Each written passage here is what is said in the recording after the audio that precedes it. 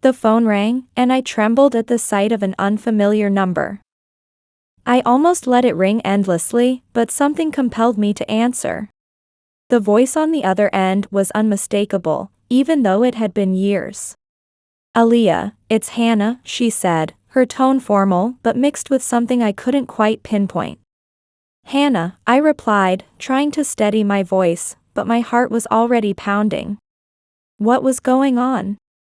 Hannah, my sister, the one I had kept my distance from, was calling with shocking news. Our grandmother had passed away. But it wasn't just the news that surprised me. It was the way Hannah delivered it. Her voice had an edge, as if she had more in mind than simply informing me. "I just thought you should know," she said, her words laced with irony. "You must be busy with your modest little life," she added, her derisive smirk practically audible over the phone. Her comment stung, but I did my best not to let it show. "Thank you for letting me know," I replied, striving to keep a neutral tone. "I'll prepare and join you." It wasn't just her words that hurt. The flood of memories unleashed. Growing up, Hannah was always the popular one. She had a natural charm, one that especially captivated our father. No matter how hard I tried, my efforts were often overlooked. After what she did, I hadn't spoken to Hannah in years. She took Cameron from me, and that betrayal severed not just my ties with her but with much of our family. It wasn't just losing Cameron. It highlighted the imbalance I'd always felt within our family. Cameron was my fiancé. We had plans for the future, a carefully mapped out life. Then Hannah, with her magnetic charm, intervened. Cameron left me for her, and I was devastated. It wasn't just the end of a relationship, it was a deep betrayal that left lasting scars. Our family had always been complicated. Our strict, inflexible father clearly favored Hannah, whose temperament mirrored his. Our kind mother, often caught in the middle, did her best to support me, but it was obvious that Hannah was always Dad's favorite daughter. And my mother couldn't stand up to such a father. After the fallout, I decided to leave that chapter of my life behind. I quit my job as a school administrator and focused on building a life with my husband, Jason. He was a tech executive who loved me not for who I was trying to be but for who I truly was. We lived in a cozy suburban home, not extravagant, but filled with love. Our 6-year-old daughter, Jessica, was the light of our lives. She had a big passion for drawing and even had a growing YouTube channel where she shared her work. Despite all the happiness I'd found in my personal life, Hannah's call reopened old wounds. The thought of returning to my childhood home for the funeral filled me with dread. It had been years since I'd set foot there, and the memories were a bittersweet mix. My grandmother was the only family member who had always been kind to me, no matter the circumstances. Her passing marked the end of an era. Now Hannah was pulling me back into that family circle, and I felt like I was being dragged into a world I had tried to escape. I spent the next few days preparing for the trip, but no matter how hard I tried, I couldn't shake the feeling. Hannah had more in mind than just sharing the news of our grandmother's death. Finally, the day of the funeral arrived, and I stood in front of my childhood home. It looked the same as I remembered, yet something was different, as if the walls held the echoes of our childhood laughter, arguments, dreams, and disappointments. Inside, the house was filled with an atmosphere that was equal parts sorrow and nostalgia.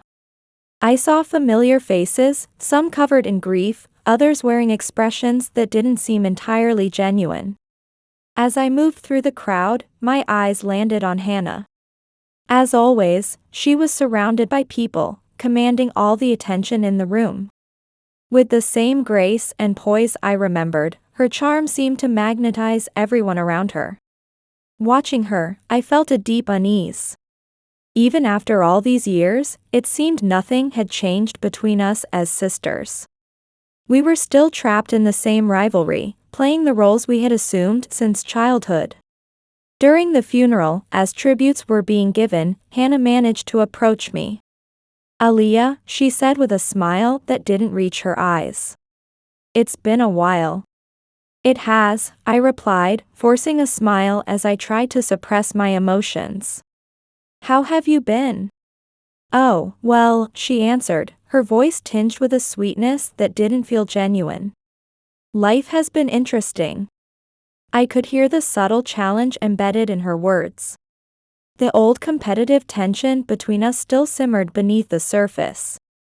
As I looked at her, I realized this wasn't just a funeral. It was a confrontation with the past, with all the betrayals and decisions that had shaped our lives. The tension of the past few days leading up to the funeral had been unbearable, but now it had reached its peak. I tried to focus on my family, Jason, Jessica, and our calm, stable life. But the pull of my reunion with Hannah was hard to ignore. The echoes of the past were resonating louder than ever. On the day of the funeral, the house seemed to come alive with those memories, as though the walls themselves were watching us, guarding our dark past. As I entered the living room, I once again felt Hannah's gaze on me. She approached with her flawless appearance intact, but this time her smile seemed more genuine, though it still carried an air of distrust. "I wanted to catch up," she said, her voice filled with curiosity. "It's been so long since we last talked." "Yes, it has been a long time," I replied, keeping my emotions in check. I watched Hannah with a mix of curiosity and frustration. I knew that beneath her confident exterior lay a labyrinth of deceit and manipulation. Hearing her casually mention Cameron, my former fiancé and now her husband, was hard to bear. The way she dropped his name into conversation, as if the fact that their marriage is not going well didn't affect her, felt like reopening old wounds. Cameron was once my entire world. We had planned our lives together until Hannah intervened with her usual charm and cunning, stealing him away. The betrayal shattered me, leaving me hurt and unsure of whom to trust. And now, seeing Hannah boast about her life as if none of it mattered brought all that pain rushing back. As the afternoon wore on, I knew I couldn't let these feelings fester any longer. It was time to find some kind of closure. As the crowd of mourners began to thin, I pulled Hannah aside and found a quiet spot in the house. "Hannah, can we talk?" I asked, trying to steady my voice despite the tension I felt. She narrowed her eyes slightly as she looked at me. "Of course. What's on your mind?" "I need to understand," I said, struggling to control my emotions as my heartbeat quickened. "Why did you take Cameron from me? Why did you think that was okay?" Her expression shifted from feigned kindness to something colder, more calculating. "Aaliyah, it wasn't about taking anything from you. Cameron and I had a connection of our own. You just couldn't see it. You manipulated him," I replied, my voice shaking with anger. "You knew how much I loved him." Hannah shrugged, unfazed by my fury. "Cameron made his own decisions. You need to let it go, Aaliyah. Life moves on." Her dismissive attitude was infuriating. "You don't understand at all," I said, feeling all the old pain surge back to the surface. "This isn't just about Cameron. You always got everything so easily, while I had to fight even for the smallest of things." Hannah's face grew rigid. "Don't blame me for your problems. We all have our own battles. If you had stood up for yourself a bit more, things might have turned out differently for you." Her words cut deep, touching old insecurities I tried to bury. I wanted to scream at her, but I took a deep breath and forced myself to stay calm. "It's about our family, and why everything always seemed to work against me." Before she could answer, we were interrupted by the arrival of more relatives. Distant relatives forced me to break away from the confrontation. Our conversation remained unresolved, and the rest of the evening passed in a blur of faces and condolences. My mind stayed trapped in the past, replaying all the things said and unsaid. By the next day, as the funeral drew to a close, I felt a strange mix of relief and anxiety. Cracks were beginning to show in Hannah's perfect image. In the days following the funeral, an unsettling quiet fell over me. I replayed my conversation with Hannah in my mind, searching for clarity in the emotional chaos. It was obvious that our family issues were far from resolved. My mother apologized, but it wasn't enough to mend the rifts that had formed over the years. During this time, Jason and Jessica were my pillars of strength. They sensed the storm inside me but offered comfort instead of questions. Jessica, with her innocent curiosity, immersed herself in her YouTube channel, sharing her latest drawings with the world. Her joy was the light I needed in all this darkness I felt. But it didn't take long for things to deteriorate again. True to her reputation as a drama queen, Hannah started making subtle jabs on social media. Her numerous sarcastic posts, aimed at me, painted her life as a shining example of success while implying mine was dull and insignificant. It infuriated me to see her publicly minimize my happiness. That's when I realized we had our own weapon: Jessica's YouTube channel. One night, after seeing Hannah's cruel posts, Jessica and I decided it was time to fight back. We created a video together, using her platform to cleverly counter Hannah's lies. The video emphasized the positive aspects of our lives, highlighting Jessica's and the love that filled our home. However, underlying it all was a subtle reference to the falsehoods Hannah had been disseminating. Seemingly innocent, the video quickly caught attention. Before long, people started commenting, and soon Hannah's posts in our video became part of a larger conversation. The cracks in Hannah's perfect image were becoming visible. People began to see her true nature. A woman hiding behind a mask of success and charm, living a life of manipulation. As the video went viral, the backlash against Hannah came swiftly. Comments poured in, pointing out the inconsistencies in her story, and questioning her sincerity, including how she stole Cameron from me. The attention she'd craved for so long was now illuminating her flaws.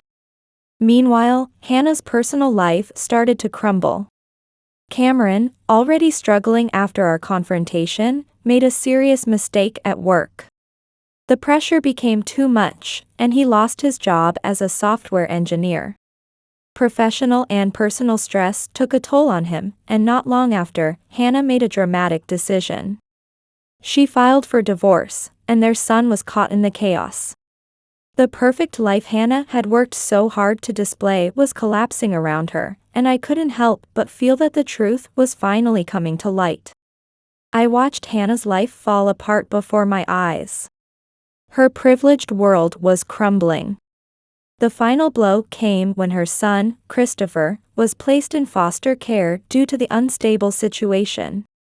This stood in stark contrast to the life she'd once flaunted so proudly. The family dynamics were changing rapidly. After years of favoring Hannah, my mother finally offered me a sincere apology. For the first time, she admitted that her favoritism was a mistake and had caused me significant pain.